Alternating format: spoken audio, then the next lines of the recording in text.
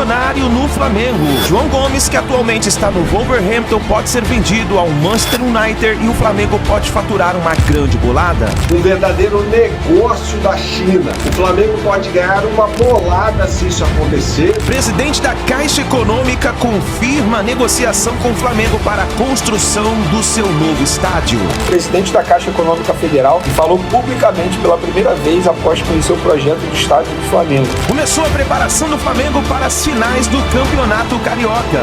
Porque se não gerar esse equilíbrio, não vai chegar. Uma equipe que ela só se defende, ela prima por não tomar gol, ela vai perder. E acho que vamos medir o Flamengo de maneira positiva. Essa e outras notícias mais você acompanha aqui agora no canal Meu Mengão React na manhã desta sexta-feira.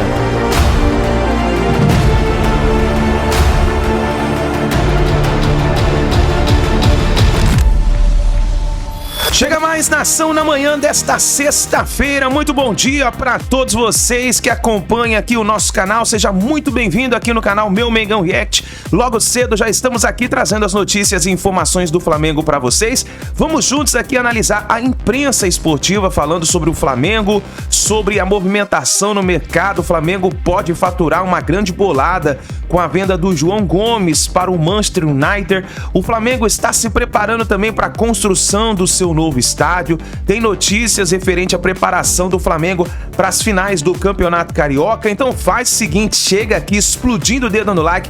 Vamos bater juntos aqui uma meta de 5 mil likes para esse vídeo. Eu preciso demais da força da torcida do Flamengo em peso aqui no nosso canal. E se você ainda não está inscrito no canal Meu Mengão React, se inscreva, ative o sino das notificações, só apertar o botão aqui embaixo, porque assim sempre você estará recebendo as informações do Flamengo. E você que está acompanhando a gente desde o Rio de Janeiro, você que está em São Paulo, você que está no Mato Grosso do Sul, no Acre, no Piauí, você que está em Tocantins, você que está no Rio Grande do Norte, Rio Grande do Sul, Paraná, Santa Catarina, você que está no Amazonas, no Acre, escreva nos comentários qual estado você está assistindo nossos vídeos, ou se você está em outro país, você que está nos Estados Unidos, em Portugal, na Suíça. Tivemos aqui uma pessoa que comentou no vídeo passado que está em Luxemburgo. Quer dizer, em todos os lugares tem torcedor do Mengão dando aquela moral, assistindo aqui no nosso canal. Então escreve aí nos comentários pra gente saber da onde você está assistindo nossos vídeos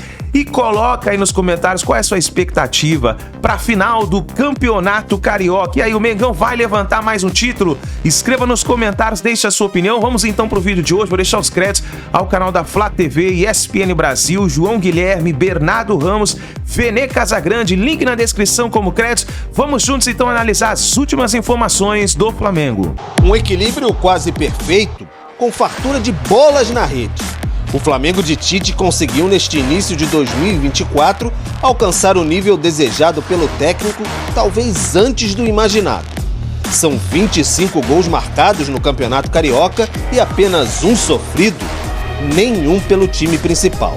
O saldo de 24 gols a favor é mesmo destaque, até para Tite. Pela primeira vez no Rio, o técnico já disputou 7 campeonatos paulistas, por exemplo, e não passou nem perto do saldo de gols que tem agora. Em 2011, pelo Corinthians, no melhor desempenho, a balança foi de 21 gols a favor, mas 16 gols sofridos em 23 jogos. A outra é que ela faz muito gol. Porque se não gerar esse equilíbrio, não vai chegar. Uma equipe que ela só se defende e ela prima por não tomar gol, ela vai perder. Uma equipe que desequilibradamente ela busca só fazer gol e abre mão de ser consistente, ser organizada, ela vai perder. Ou ela tem muito mais chances de perder. Quando ela consegue estabelecer um ponto de equilíbrio nessas duas situações, aí sim eu vejo uma grande equipe. A memória do técnico ainda está viva em relação a 2023. O Flamengo até arrancou no Brasileiro, empatou em pontos com o líder Palmeiras, mas a briga ficou muito difícil pela enorme distância em um quesito, exatamente o saldo de gol. Em termos de número, análise quantitativa, o saldo de gols é uma referência mais do que os gols tomados, que não sofridos. Quando eu olho uma tabela, eu olho o saldo de gols da equipe. O ano passado, no Flamengo, nós vencemos 7 de 12, jogando contra Palmeiras, jogando contra as 5 equipes que estavam melhor colocadas dentre aqueles 12 jogos. Ela venceu 7, com um aproveitamento igual a equipe que ganhou o título, Palmeiras. O meu aproveitamento, enquanto estava, foi igual. Mas ela perdeu 4. Então ela desequilibrou em algum momento. Até agora, a Era Tite tem 45 gols a favor e 12 contra no Flamengo. Saldo positivo de 33. É um equilíbrio, um caminho pavimentado, porque a sede no Ninho do Urubu em 2024 é sim de uma balança favorável, mas nas taças.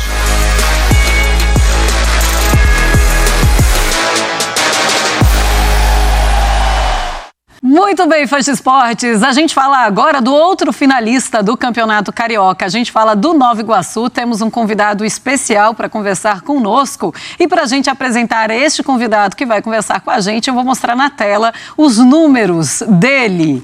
Vamos lá então, fãs de esportes, a tela. Ele tem 24 anos, mas já passou por muitos times. E a gente vai falar sobre como foi passar pelo Vasco, como foi chegar nessa final e, claro, a expectativa para enfrentar o Flamengo.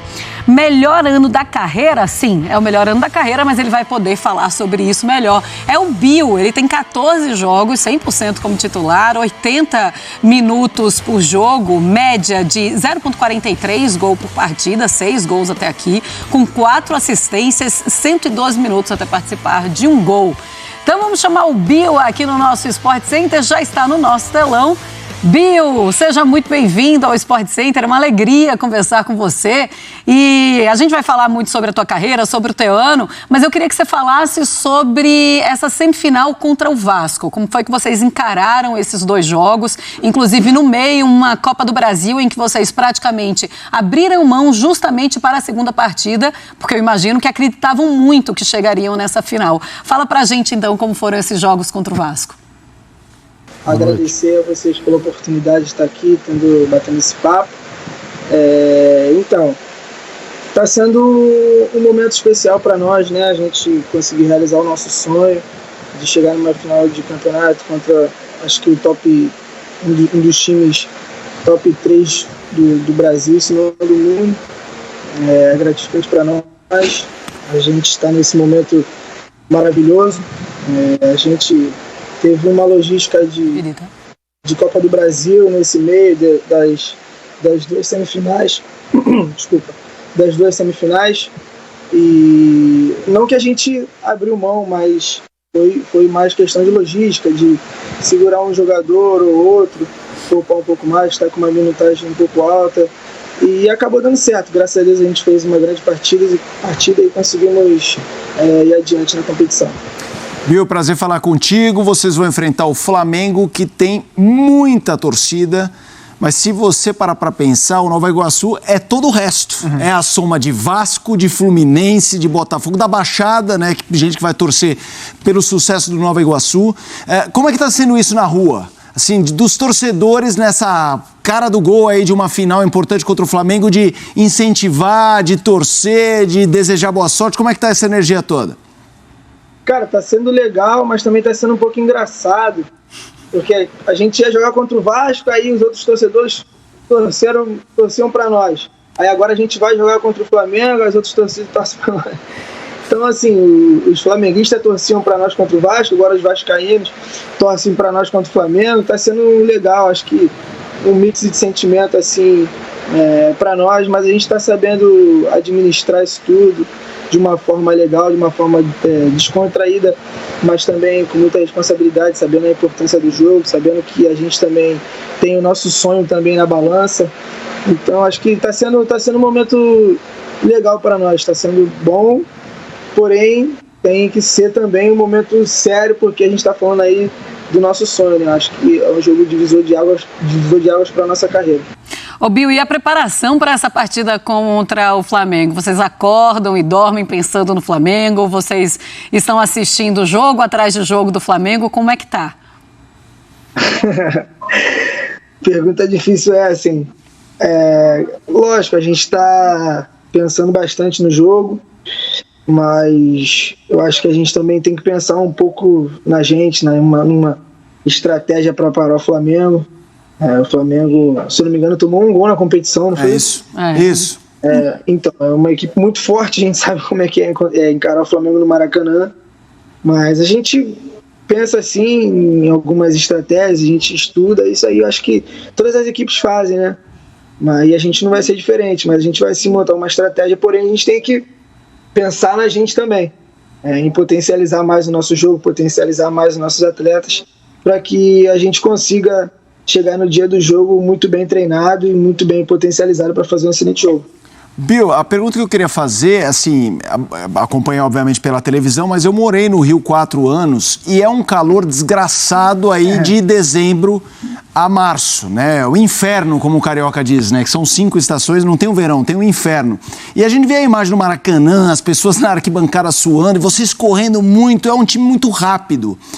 Quando vocês imaginam esse Flamengo que tomou um gol, qual o tamanho dessa perspectiva de competir nesse sentido, de correria, de tentar machucar, de tentar tirar um Flamengo da zona de conforto, que é o tipo de coisa que se você fala, todo mundo vai falar, vocês estão malucos, mas é o que vocês vão tentar fazer. Como é que vocês estão imaginando isso, de agredir, de tentar incomodar essa defesa que não leva gol?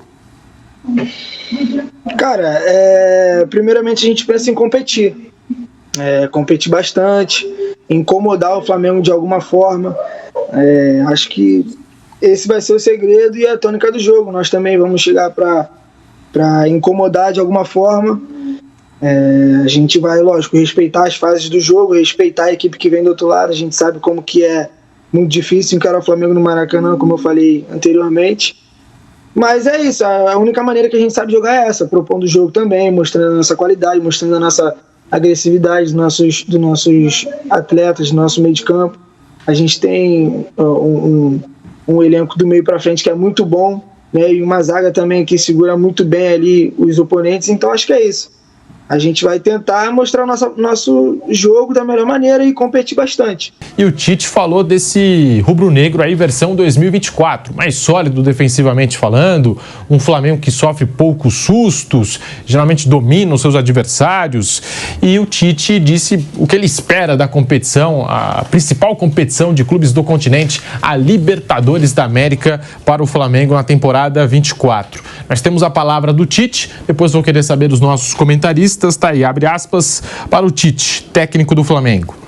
Uma equipe que só se defende e prima por não tomar gol vai perder. Uma equipe que, de forma desequilibrada, busca só fazer gol e abre mão de ser consistente e organizada vai perder. Ou tem muito mais chances de perder. Quando ela consegue estabelecer um ponto de equilíbrio nessas duas situações, aí sim, vejo uma grande equipe. Então, eu não vou tolher a capacidade criativa de uma equipe que tem um DNA criativo. E mesmo do Corinthians, se você pegar o saldo dela com jogadores agressivos e criativos, então é equilíbrio. Fecha aspas. Essa é a palavra que o Tite define os seus trabalhos, né, na seleção, no Flamengo agora e também a passagem dele pelo Corinthians. Equilíbrio. Bruno Prado, a gente fala das características do Tite, desse foco de manter uma equipe equilibrada, como ele disse. O Flamengo, pelo que tem apresentado até aqui, neste começo de temporada 24, qual é o teto dessa equipe em termos de desempenho, Bruno Prado? É o equilíbrio mesmo? E o Tite também, de alguma forma, de novo tendo que enfrentar esse rótulo, né? Muita gente chamava ele aqui no Corinthians, pelo menos, de retranqueiro. Isso acho que se estendeu para a seleção brasileira. E agora ele falando, não é uma equipe retrancada, não é uma equipe ofensiva, mas o equilíbrio entre as duas partes. O que dizer das declarações do Tite, Bruno Prado?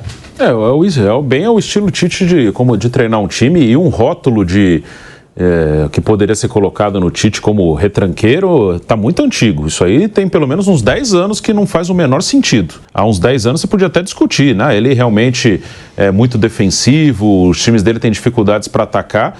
Há muito tempo não é isso, desde da última passagem dele pelo Corinthians. O último Corinthians dele não era um time apenas que se defendia bem e sofria muito para atacar. Era um time que defendia bem e atacava bem.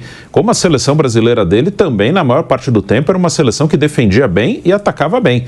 E o Flamengo dele é a mesma coisa.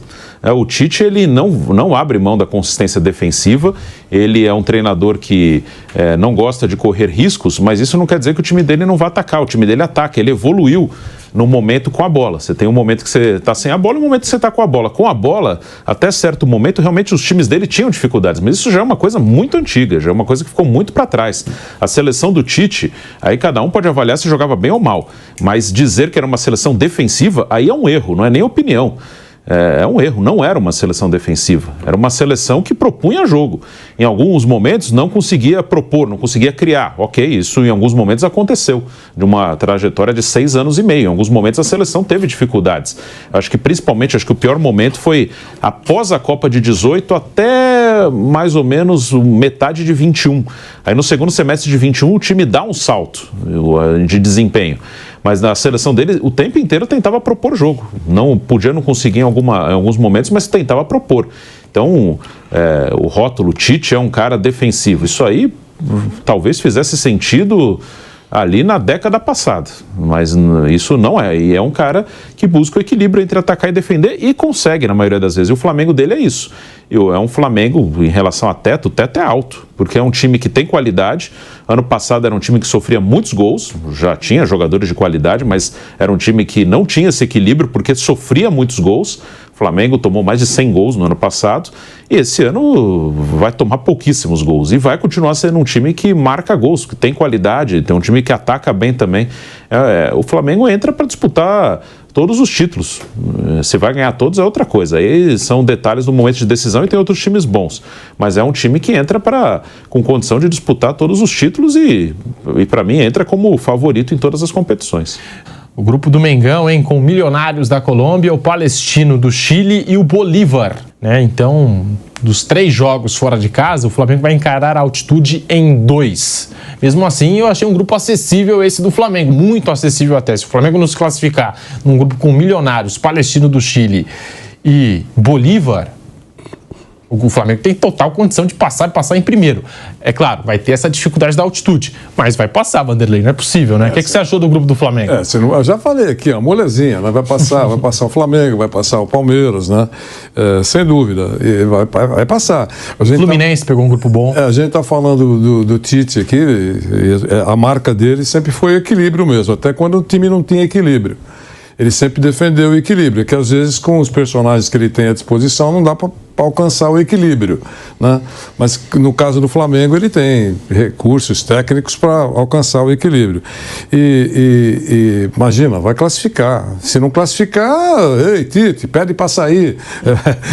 Vai ser assim, mas vai classificar, sem dúvida. E eu quero só repetir dizendo que serão raras, a meu ver, as derrotas do Flamengo ao longo da temporada. Isso todo mundo tem falado de uma maneira ou de outra. Será muito difícil você analisar derrotas ou derrota importante do Flamengo pela força que tem nesse momento demonstrado e vai fazer uma temporada muito melhor do que a anterior. Só corrigir um número, eu exagerei nos gols sofridos ano passado do Flamengo, foram 80, né? Eu falei que tinha sido 100, ele fez mais de 100, mas sofreu 80. Que é bastante, ainda assim é bastante. Em 76 jogos. Vou dar um gancho. O VAR anulou 20. Ele sofreu 80 em 76 jogos, ele tomou mais de um gol por jogo, né? Em 76 jogos, 80 gols sofridos. 80 gols é bastante. Menos de 80 jogos, é uma média alta e sofreu 20 derrotas, que é outro número que vai baixar bastante. O Flamengo perdeu 20 jogos no ano passado, ele não vai perder nem perto disso. Eu acredito que se chegar na metade disso vai ser mais ou menos o que o Flamengo vai perder no ano.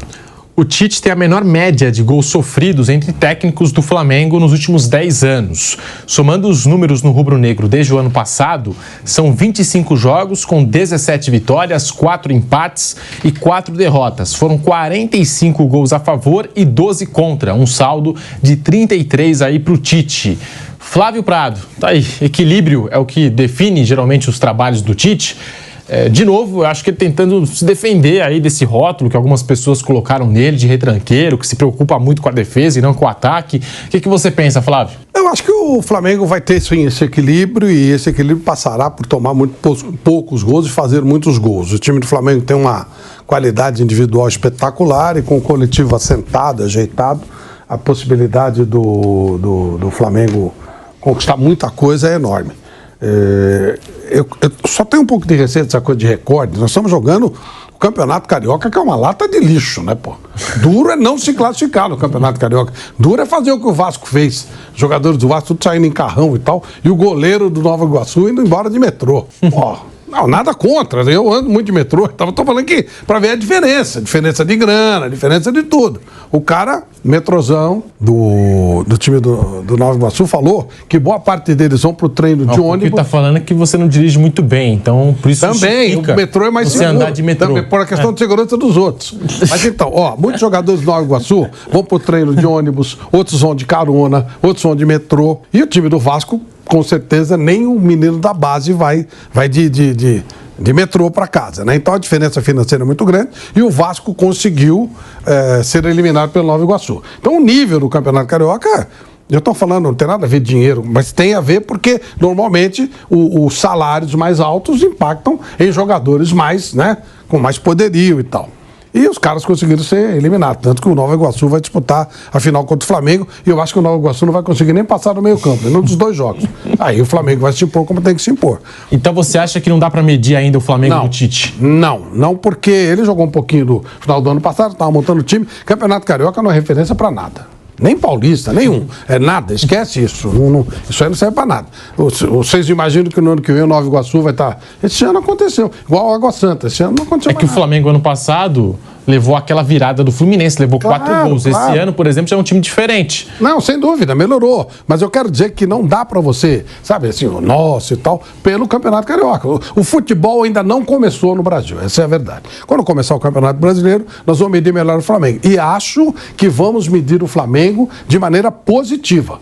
Acho que o Flamengo é um dos grandes favoritos. Mas, por enquanto, eu ainda vou devagar, porque realmente o nível do campeonato não dá, né? O fato do Flamengo ter sofrido um gol mesmo com o time da base já não é muito elogioso. É muito gol. Pelo nível dos adversários, sofreu o gol demais. E o Flamengo pode faturar uma grande bolada com a venda do João Gomes para o Manchester United. O Flamengo está na expectativa de que essa venda possa acontecer a qualquer momento. Um verdadeiro negócio da China, que seria essa transação envolvendo o Manchester United e o Wolverhampton, time do João Gomes, pelo jogador. O Flamengo pode ganhar uma bolada se isso acontecer. Negociação esta que foi relatada nesta quinta-feira pelo jornal britânico Daily Mirror, né? Que é a possível ida do João Gomes para o Manchester United por 40 milhões de libras. Gente, o Manchester United, só para você saber, foi comprado por um bilionário inglês, Sir Jim Ratcliffe, que é a segunda maior fortuna da Grã-Bretanha, tá? E aí, o jogador renderia aos cofres do Flamengo muito dinheiro. Eu vou chegar lá, vou te falar agora, não vou te enrolar não, vou te falar já agora quanto esse jogador poderia render ao Flamengo. Uma negociação de 40 milhões de libras dá aproximadamente 250 milhões de reais. E o Flamengo detém 10% de João Gomes. Ou seja, o Flamengo tem direito a receber automaticamente 10% do valor do jogador. Ou seja, só aí você já tem 25 milhões de reais. Mais o mecanismo de solidariedade da FIFA, que daria aproximadamente 10 milhões de reais, o Flamengo nessa brincadeira, sem fazer nada, tá respirando como eu estou fazendo e você está fazendo aí nesse momento, ganharia 35 milhões de reais com uma negociação de João Gomes para o Manchester United. João Gomes está arrebentando no Wolverhampton. No jogo contra o Tottenham, por exemplo, na cancha dos Spurs, ele marcou 2 gols na vitória por 2-1 de virada dos Wolves. Então a importância da base e a importância de fazer um bom negócio. Quando você vende um jogador como o João Gomes para um time como o Wolverhampton, que é um time ali do 3º escalão da Premier League, você tem uma grande chance de ganhar com ele no futuro, né?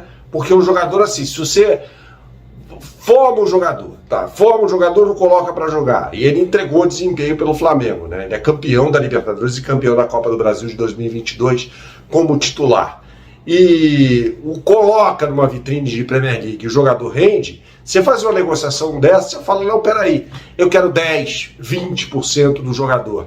E ele não é o único cara revelado pelo Flamengo que está brilhando na Premier League.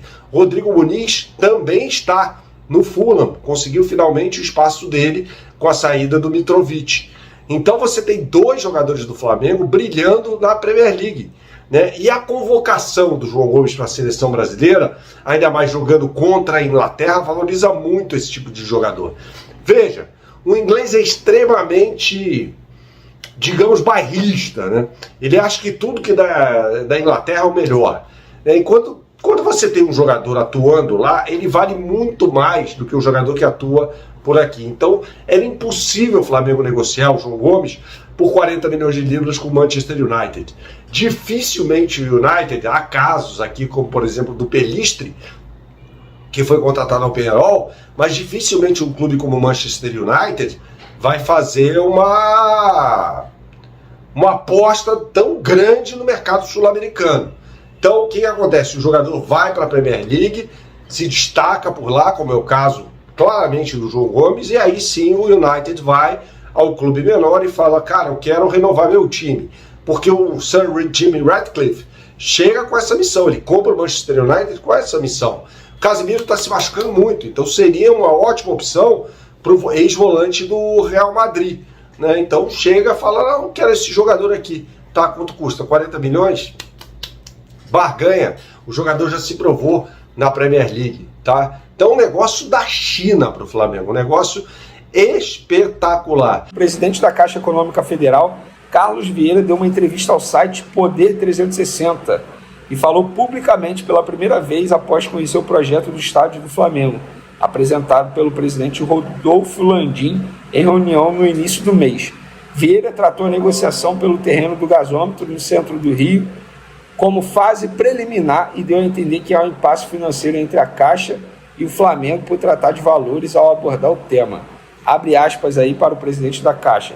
Estamos em fase preliminar para encontrar os termos de interesse comum.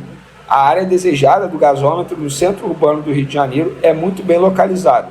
Nós temos alguns parâmetros porque Caixa administra um fundo de investimento, onde há o chamado CEPAC, que é o Certificado de Potencial Adicional de Construção. E há uma relação direta entre o valor do CEPAC e o metro quadrado. É uma conta aritmética. Questionado se acredita em uma definição até o final de 2024, Vieira se mostrou otimista. Eu acredito que sim. Bom, galera, já falei isso aqui em vídeos anteriores. Pode parecer até campanha eleitoral, mas o Rodolfo Landim, de fato, ele quer tirar esse projeto do papel o quanto antes. E eu acho isso necessário, porque, na boa, acho que o Flamengo tem que deixar, vou botar entre aspas novamente, o Maracanã de lado, para todo mundo entender que o Flamengo é quem sustenta o Maracanã. Eu temo pela, digamos, vida do Maracanã quando o Flamengo tiver seu estádio próprio, porque o Maracanã se tornará um elefante branco, a não ser que tenha show toda semana, porque jogo, gente, o Flamengo lota os jogos porque o Flamengo vive um bom momento dentro das quatro linhas. O Fluminense nem vivendo um bom momento lotava todos os jogos.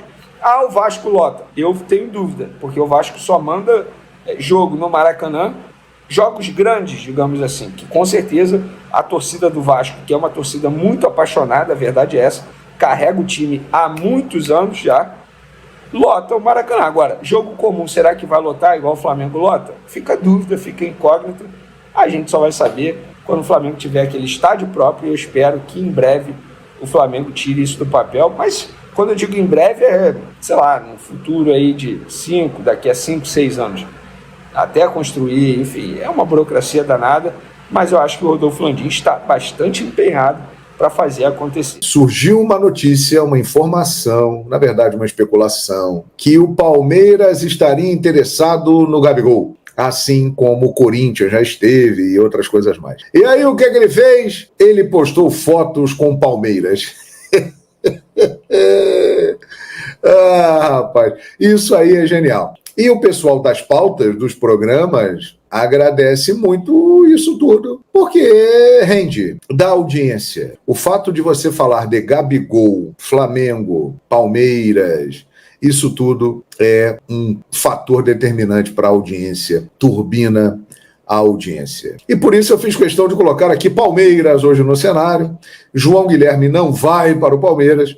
João Guilherme pode narrar jogos do Palmeiras, como narrar jogos do Flamengo, de todos os outros times na Libertadores da América que vem aí no Paramount Plus, mas eu não vou para o Palmeiras. E Gabigol, ele vai para o Palmeiras? Aí é que está a situação, porque estamos vendo já na imprensa, em alguns programas, a galera falando que ele pode ir para o Palmeiras. Já tem gente até cravando que ele vai para o Palmeiras. Gabigol pode ir para o Palmeiras? Pode, mas vai, não sabemos. E é o que eu vou tentar explicar aqui para vocês nesta live. O que acontece?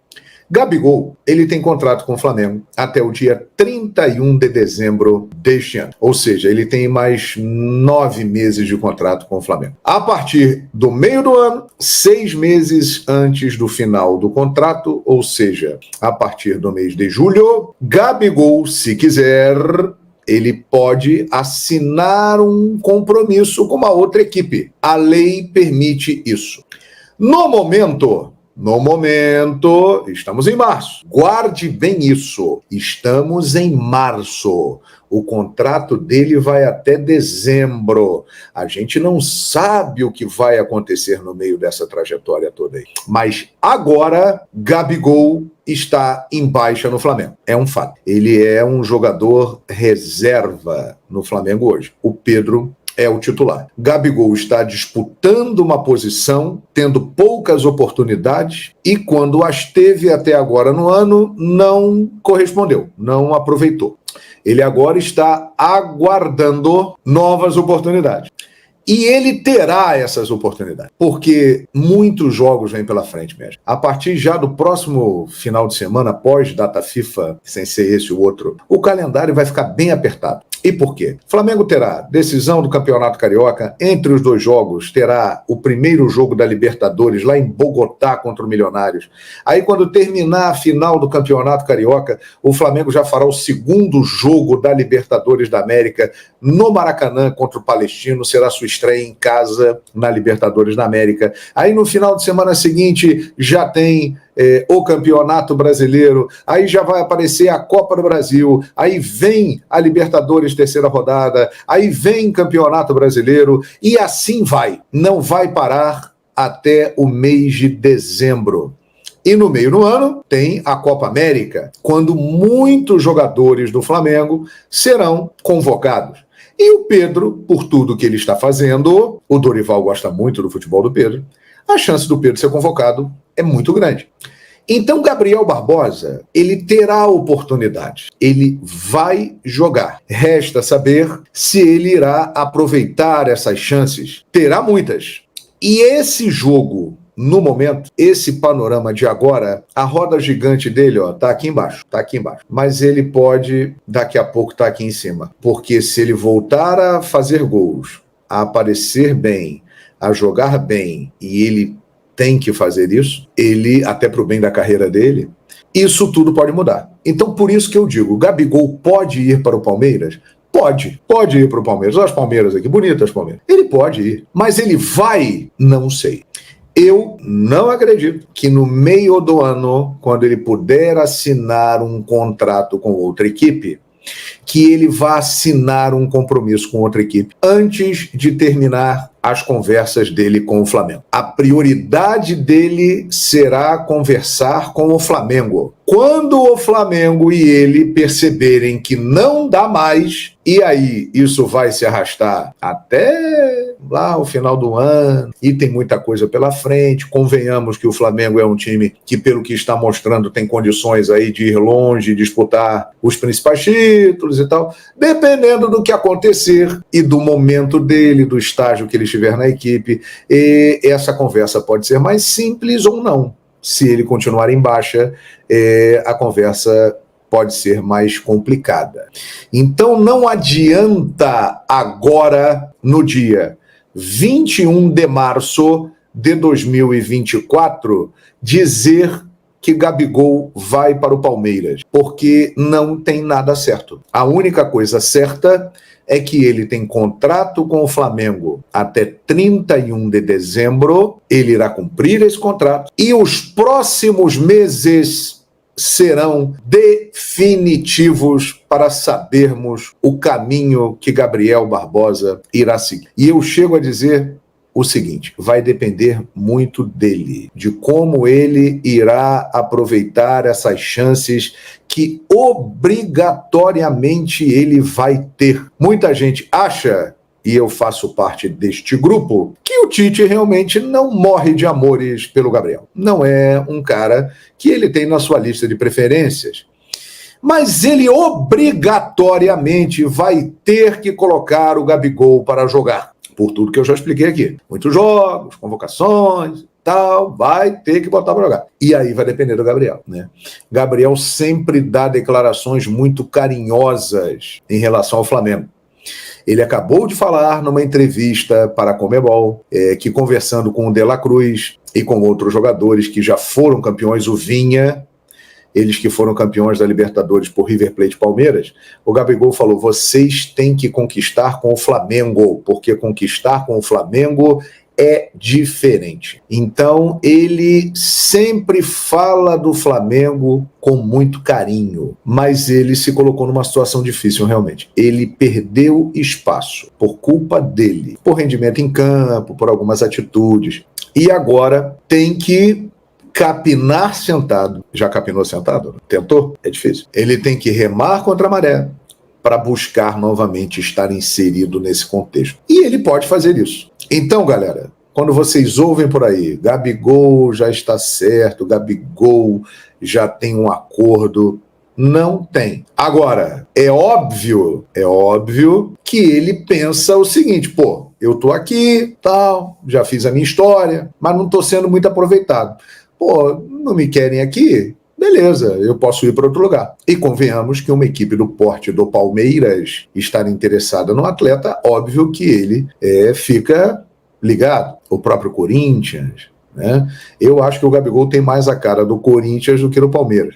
Mas hoje o Palmeiras é um time muito mais forte e competitivo do que o Corinthians, né? E seria, caso ele saia e vá para o Palmeiras, uma porrada na cara do Flamengo se ele fizer isso. Ele que é um grande ídolo, um dos maiores da história do clube e que nos últimos anos construiu algo imenso na história rubro-negra, campeão de 2 Libertadores, fez gols em 3 finais de Libertadores da América pelo Flamengo e outras coisas mais, né? Mas então é isso, galera. Então, essa história de Gabigol no Palmeiras, se preparem, porque isso aí vai até Papai Noel chegar. Então tá aí, nação, essas foram as últimas informações do Flamengo. Vamos ficar ligado aí para ver como vai ser essa preparação do técnico Tite para sinais do Campeonato Carioca. E tá aí o Flamengo podendo faturar muito alto com a venda do João Gomes, mesmo sendo vendido aí pelo Wolverhampton para o Manchester United. O Flamengo pode faturar muito alto com essa negociação. Quer dizer, é daquele tema que falam da onde vem o dinheiro do Flamengo, né? O Flamengo sempre fazendo bons negócios. E vamos ver o que vai acontecer referente ao novo estádio do Flamengo. A gente vai ficar de olho e vamos trazendo as informações para vocês aqui no nosso canal, tá bom? É isso daí, pessoal. Uma ótima sexta-feira para todos vocês. Muito bom dia, grande abraço e a gente se vê daqui a pouquinho no próximo vídeo.